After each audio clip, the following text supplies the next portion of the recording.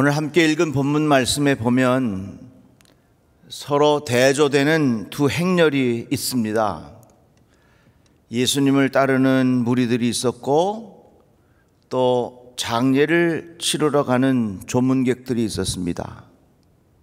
한 무리는 예수님이 앞장서셔서 나인성으로 들어가고 또 다른 한 무리는 시신을 앞세운 슬픔의 행렬이었습니다.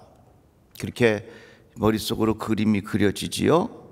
그런데 어느 시점에서 두 행렬이 서로 교차하면서 만납니다. 그러자 예수님을 따르던 그 무리들이 궁금했겠지요.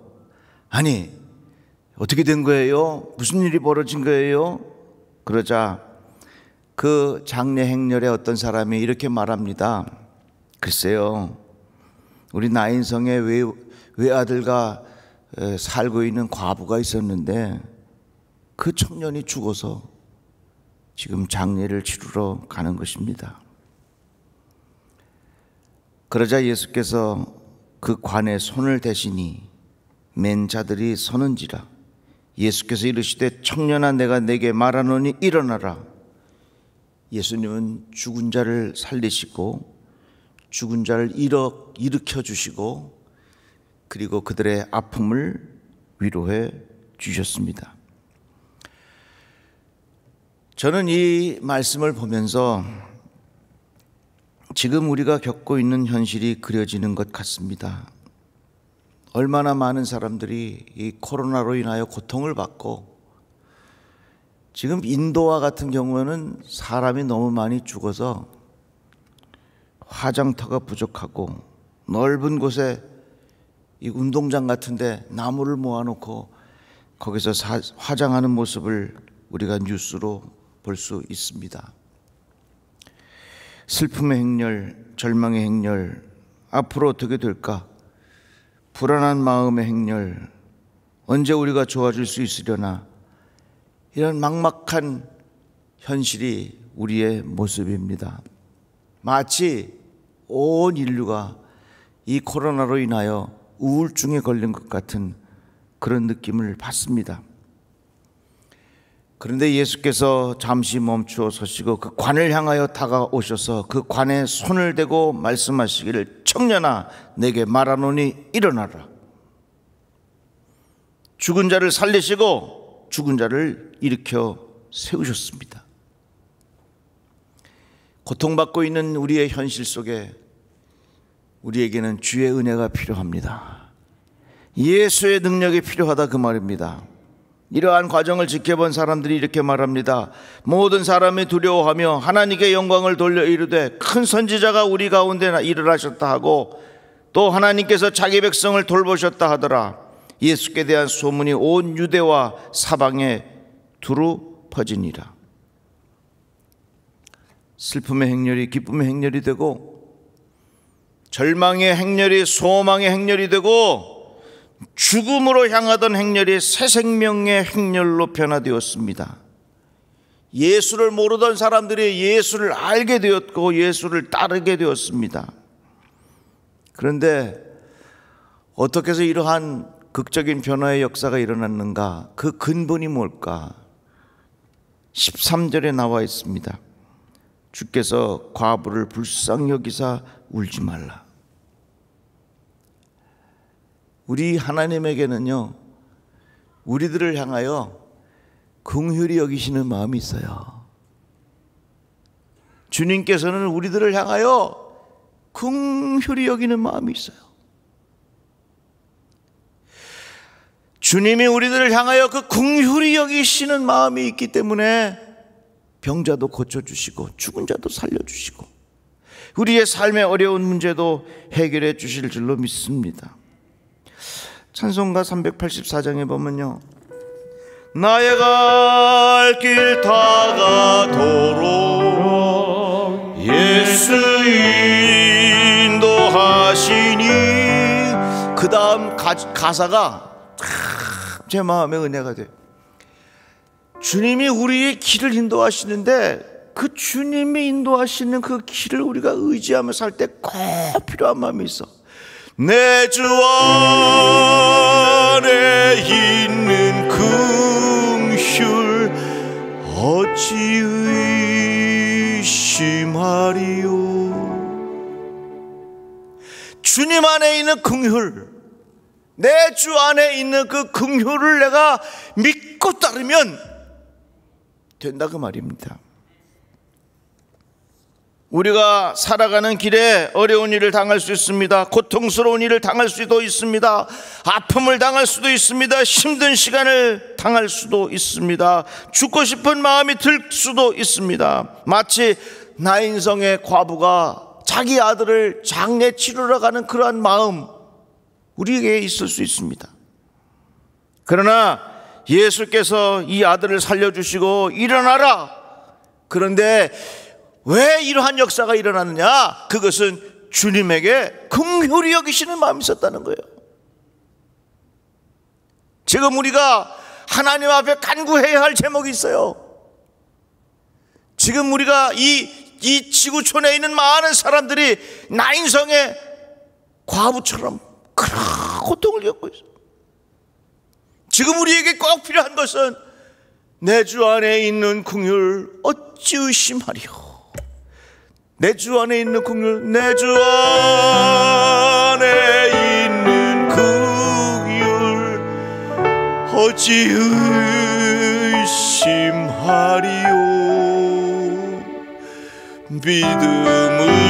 믿음으로 사는 자는 하늘 위로 가겠네.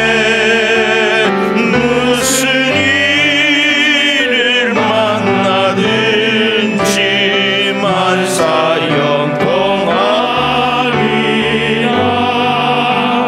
무슨 일을 만나든지 만사 영통하리라. 지금 우리에게 꼭 필요한 신앙의 고백이 있다면 주님 안에 있는 긍휼을 우리들은 믿습니다.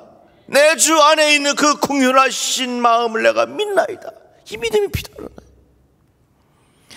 성경에 보면요, 예수께서 많은 기적을 일으키셨거든요.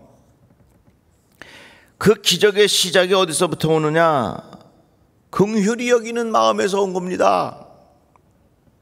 예수께서 모든 도시와 마을에 두루 다니사 그들의 회당에서 가르치시며 천국 복음을 전파하시며 모든 병과 모든 약한 것을 고치시니라.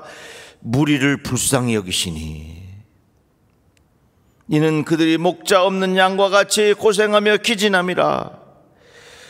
병과 또 약한 것을 고치셨습니다. 왜 예수께서 이러한 기적을 일으키셨는가? 그 근본이 예수에게는 긍휼히 여기는 마음, 불쌍히 여기는 마음이 있었다 그 말입니다. 내 주 안에 있는 그 긍휼하심이 우리를 고쳐주신 거예요. 예수께서 나오사 큰 무리를 보시고 불쌍히 여기사 그 중에 있는 병자를 고쳐주시니라. 또 성경에 보면 예수님께서 4,000명 5,000명을 먹이신 기적이 있죠. 여기에 관한 말씀을 보면 이렇습니다. 예수께서 제자들을 불러 이르시되 내가 무리를 불쌍히 여기노라. 불쌍히 여기노라. 그들이 나와 함께 있은지 이미 사흘임에 먹을 것이 없도다. 길에서 기진할까 하여 굶겨 보내지 못하겠노라. 어떻게 배고픈 상태로 돌려보낼 수 있겠는가? 그냥 보내면 안 된다. 왜? 예수께서 긍휼히 여기시는 마음이 있었기 때문에 그렇습니다. 내 주 안에 있는 긍휼을 의심하지 말란 말이에요. 이스라엘의 역사에 보면 400년 동안 그들이 애굽의 노예로 고생했지요. 그리고 바벨론에 70년 동안 포로로 고생했습니다. 예레미야를 통해서 하신 말씀, 내가 너희를 불쌍히 여기리니 그도 너희를 불쌍히 여겨 너희를 너희 본향으로 돌려보내리라 하셨느니라.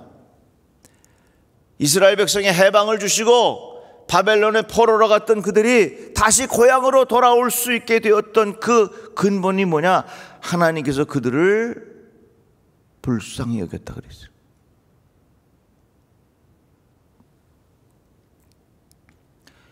지금 우리가 코로나를 극복해 보려고 백신도 하고 뭐 여러 가지들 많이 하지만 근본은요, 하나님이 우리들을 불쌍히 여기시는 그 마음이 근본의 문제를 해결할 수 있는 거예요. 율법은 뭡니까?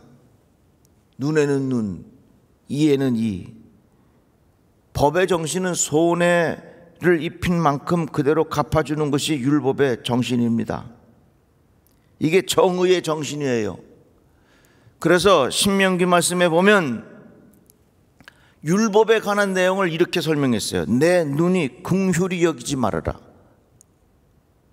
너의 눈이 긍휼히 여기지 말아라. 생명에는 생명으로, 눈에는 눈으로, 이에는 이로, 오늘 손에는 손으로, 발에는 발로 하라. 이게 법정신이에요. 내 눈이 긍휼히 여기지 말아라. 이것이 율법이요. 그러나 예수에게는 내 주 안에 뭐가 있어요? 긍휼이 있어. 우리를 불쌍히 여겨주시는, 긍휼히 여기시는 마음이 예수 안에 있다 그 말입니다. 이게 뭡니까? 이게 은혜요. 가늠하다가 한 여인이 붙잡혀 왔습니다. 율법에 따르면 이 여인을 돌로 쳐서 죽여야 돼요. 모세는 율법에 이러한 여자를 돌로 치라 명하였거니와 선생은 어떻게 말하겠나이까? 예수께서 몸을 굽히사 손가락으로 땅에 쓰시니 너희 중에 죄 없는 자가 먼저 돌로 치라. 내가 너를 정죄하지 않으니 다시는 그렇게 하지 말아라. 용서해 주시고 불쌍히 여기는 마음으로 예수께서 그를 돌려보내셨어요. 요즘 아프가니스탄 때문에 온 세상이 큰 뉴스가 됐습니다. 탈레반이 자기들은 여성들 억압하지 않겠다고 약속했어요. 그러나 그렇지 않습니다. 부르카라고 하는 복장이 있는데 그건 뭐냐면 머리부터 발끝까지 하나도 모습을 드러내지 않아요. 이 부르카를 입는 이유가 뭐냐? 여성은 모두가 성적인 대상으로 생각을 하는 거예요. 그래서 조금이라도 남성을 성적으로 유혹하면 안 되니까 그걸 완전히 가려라. 이게 부르카예요. 사람에 대한 이해 자체가 잘못된 거예요. 어떻게 여인이 한 인격체지 왜 그렇게 생각을 합니까? 그래서 그 탈레반은 여성을 전부 다 머리끝부터 발끝까지 눈썹 하나 보이지 않도록 다 가려야 돼. 가리는 옷이 뭐예요? 그게 부르카예요. 한 여인이 부르카를 안 입고 거리를 지나가다가 탈레반이 총살시켜 죽였어.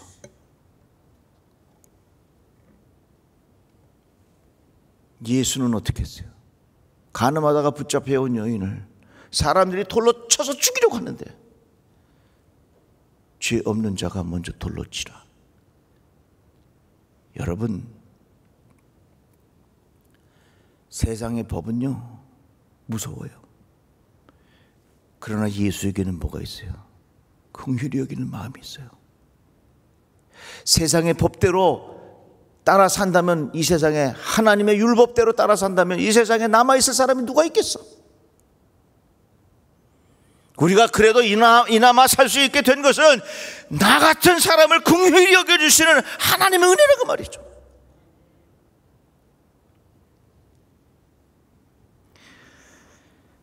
코로나의 엄청난 재앙으로 많은 어려움을 겪고 있는데 이건요 우리가 한 대로 되돌려 받는 거예요.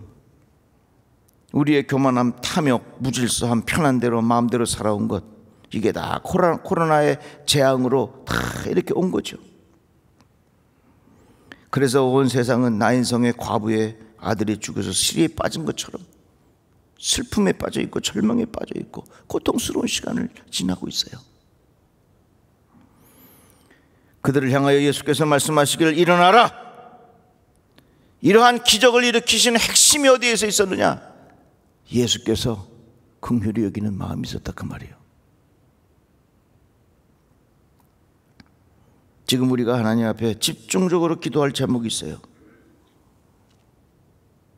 하나님, 우리를 긍휼히 여겨주십시오. 하나님, 우리가 정말 잘못했습니다. 하나님, 우리를 긍휼히 여겨주십시오.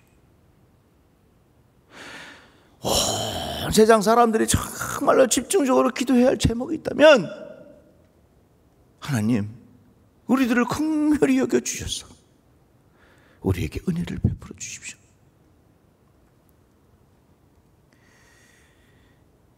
맹인이 고통 중에 있는데 예수께서 지나가신다는 소식을 들었습니다.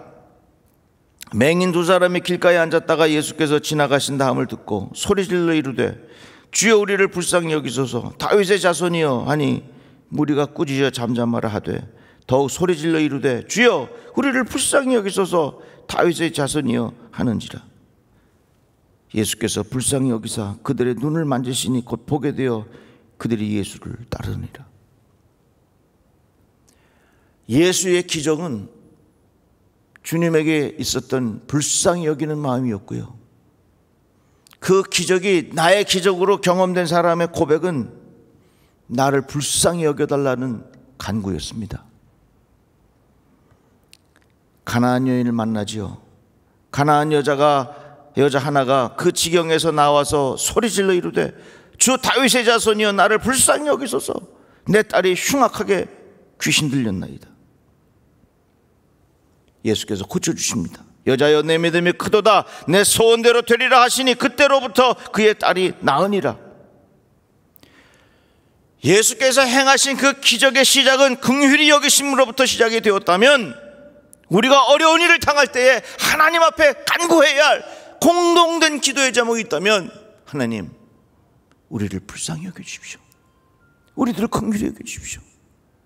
다시 한번 우리 찬양 불러볼까요? 내 주 안에 있는 긍휼, 내 주 안에 있는 긍휼 어찌 의심하리요. 믿음으로 사는 자는 하늘 위로 받겠네.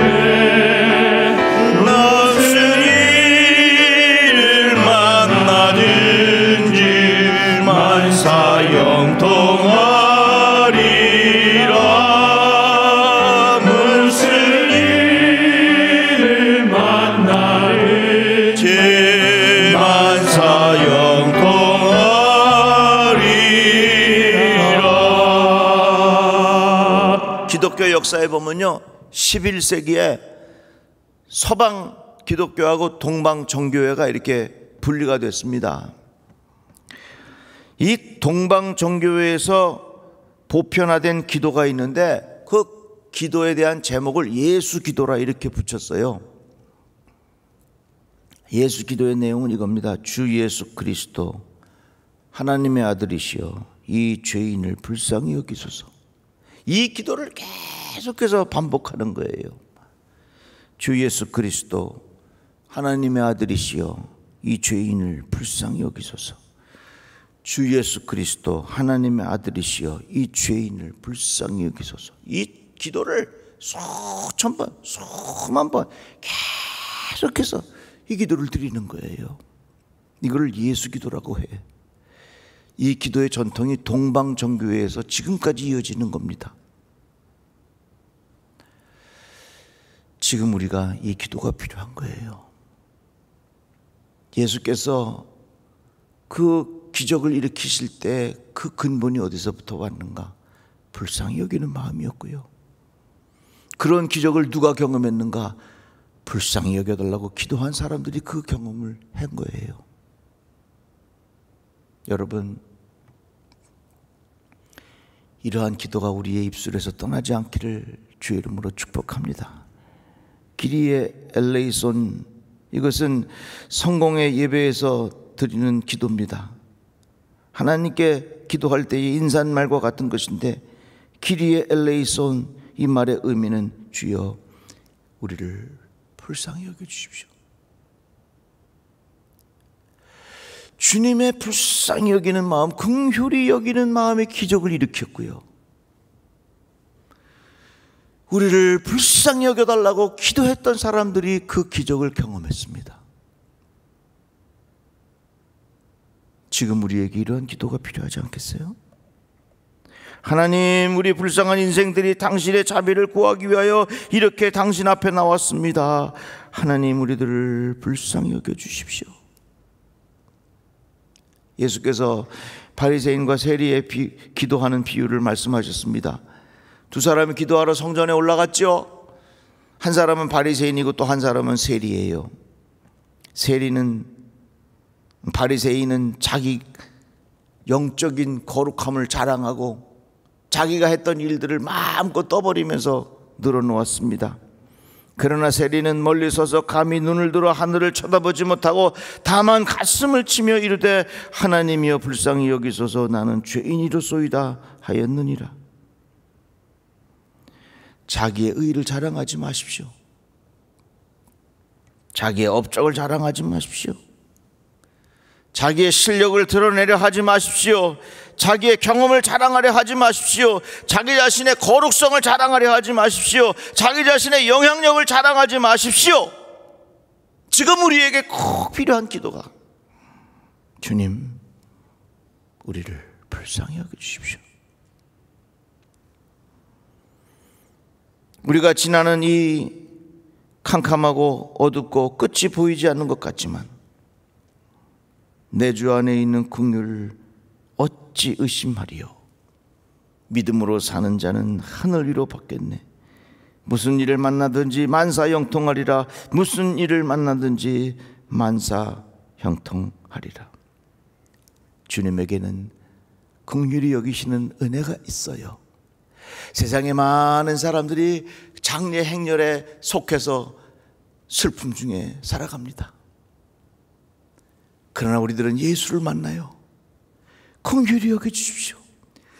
그 예수에게 우리가 부탁할 기도의 제목이 뭐가 있겠어요? 예수님, 우리를 긍휼히 여겨주셔서 우리의 삶을 도와주십시오. 이러한 기도가 우리 안에 끊어지지 않기를 주의 이름으로 축복합니다. 기도하겠습니다. 하나님 감사합니다. 때를 따라 필요한 말씀 주셔서 우리에게 주시는 영혼의 만나를 먹게 하시니 감사합니다. 이 세상은 점점 어두움 속으로 들어가는 것 같지만 우리 마음 속에 긍휼하신 하나님의 은혜를 구하는 기도가 있게 하여 주시옵소서. 우리 주 예수 그리스도 이름으로 기도합니다. 아멘.